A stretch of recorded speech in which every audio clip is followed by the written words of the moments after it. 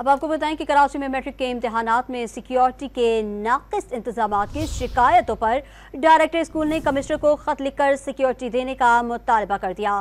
مزید تفصیلات جانتے ہیں ڈان نیوز کے نمائندے سید وسیم سے۔ وسیم، تفصیلات سے آگاہ کیجیے گا۔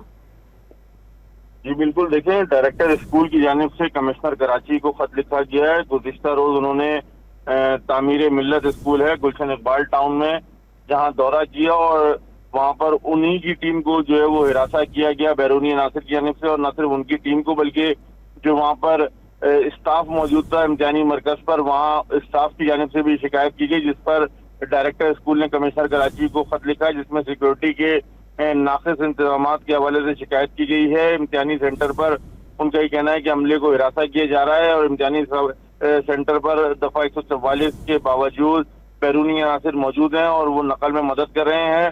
امتحانی مراکز پر سیکورٹی کی شدید ضرورت ہے۔